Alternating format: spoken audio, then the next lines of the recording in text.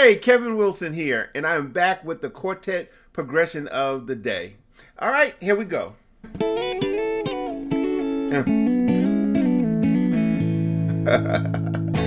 Listen, all that is playing some inversions and some minor chords, okay? Let's go through it real quickly. So what I'm starting out with is in the key of A, I'm playing the first inversion of an A major triad. Then I'm going to the 2, playing the first inversion of the B minor triad. And then I'm going back to the A again, playing the second inversion of the A major triad.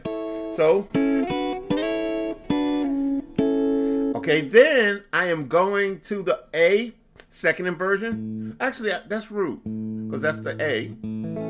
Okay, but then I'm playing a B minor, and then I'm playing a C sharp minor. So it sounds pretty cool when you go. See that?